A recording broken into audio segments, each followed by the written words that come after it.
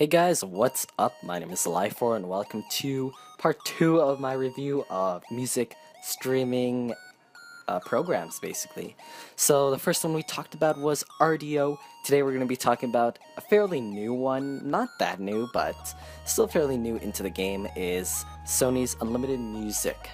So Sony's Unlimited Music, obviously created by Sony, and it can be used across pretty much any platform, PC, Mac. What's great is that you can use it on any of PlayStations, you can use it on your PS3, PS4 support is coming fairly soon, and your PS Vita, so you can pretty much use it on any of those platforms. You can also use it on Android and iPhone. But today we're going to be talking about 3 different categories. Today we're going to be talking about design and functionality of the web page and the app for the iPhone and the Android, sound quality, and finally price. So let's start with the first category. Design and functionality. The design of the app for the Sony Unlimited website is fairly simple, fairly generic, I would say. There isn't really a program that you can download that will act as your music player, unlike Spotify or RDO, which do have their own program that you can download and have your music playing from there. Kind of sad that Sony's Music Unlimited doesn't have that, but in the future they might create a program. Regardless, the website does work fairly well. I have found it to be somewhat slow in terms of searching for different music, switching between different categories. The one major gripe that I have is when going to my playlist, and when you have a bunch of songs, it will, if you are scrolling down, you will experience a loading type screen, which if you wanted to get to a certain music, you would have to just keep scrolling down and experience that loading bar, as you can see. That is kind of a pain if you have a lot of music, so it's not something that is necessarily fun to do. With RDO and Spotify, you are able to, in their app or on their website, be able to scroll down your entire library, which is preloaded for you. So that's something Sony's Music Unlimited doesn't do. Kind of sad. Otherwise, searching for music is kind of slow. You will find it to be somewhat slow depending if you are searching for new music. Personally, everything has been working pretty decent. Everything does search fairly fast. It really does depend on your internet speed also, and it is a web app. Talking about the Android app, it's pretty in terms of the design. The app itself does basically connect to a mobile version of the web page, so it's not a actual app itself, which is kind of sad. It really is just an app that connects to the website, which then uses the mobile version of the website. Things can be slow there. Streaming music can be slow, the app can crash at times, and overall scrolling down, and if you were to register on the mobile site, is really a pain and is quite slow if you are to register on that.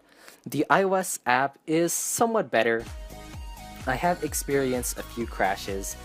When I did go ahead and downloaded my playlist that I created on my PC, I did notice that for one, clicking download did crash it 2 times, and then once I did get it to download, it only downloaded basically half of my playlist. After that half was done, I would have to download the next half of the playlist, which was kind of weird. I thought it would download my entire playlist, which is 134 songs, but it only really downloaded half. So if you do have quite a large playlist, you will need to keep a lookout for that. Once it's done, probably download it again. Good thing it does not download copies of any songs that you have in your playlist, so that's something that's good. Moving on, still in this category,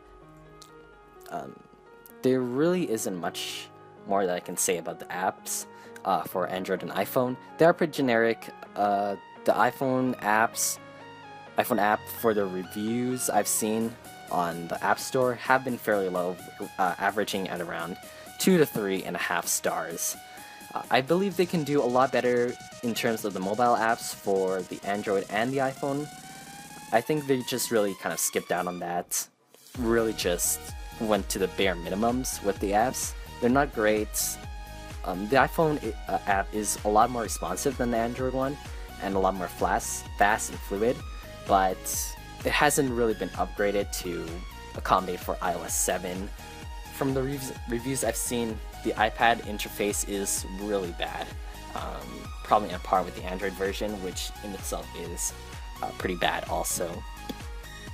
Like I was saying, the interface itself isn't updated to iOS 7, which is a shame because really most apps should be updated to iOS 7, and for a company like Sony, which is huge, they really should have had this app already updated to iOS 7.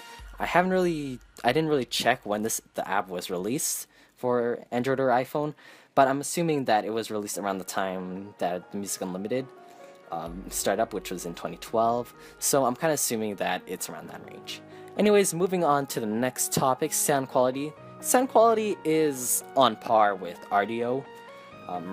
Streaming would be around 320 kilobytes per second, ranging to the low 256, and to the low is 120 kilobytes, depending on the song.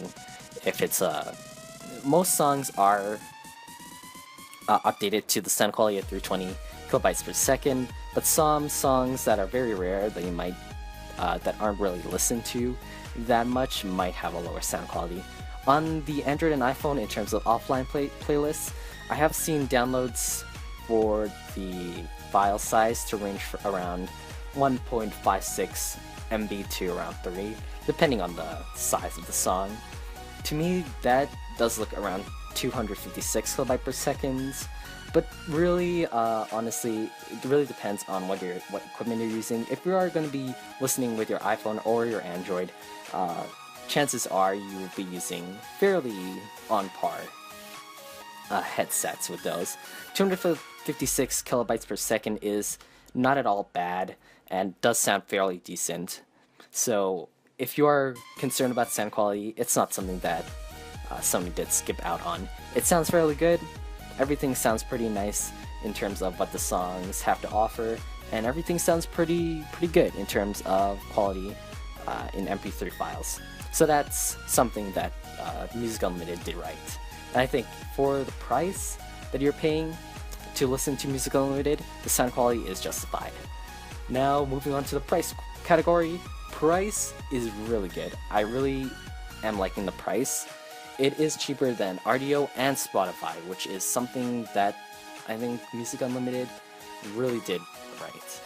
The price itself, you have two different categories. You have basically unlimited and access. Unlimited is going to offer you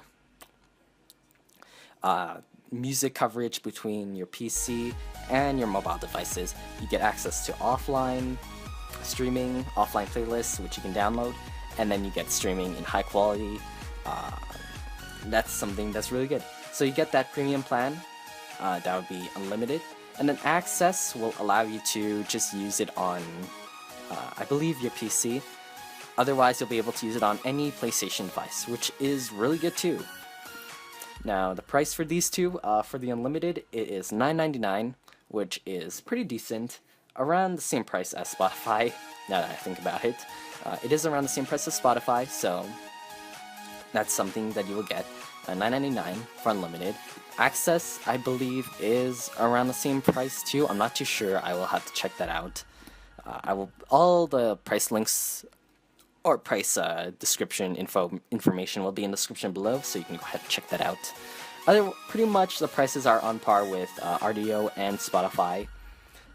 What Music Unlimited doesn't offer and RDO does is kind of like a family plan. So if you wanted more than one account for you to share with either friends or family, you would have to basically make a new account and buy another subscription, which would bring the cost up to another $9.99, so $20 in total per month. Well, RDO has kind of like a family plan, and I did cover that in the previous video of this review, so you can go ahead and check that out.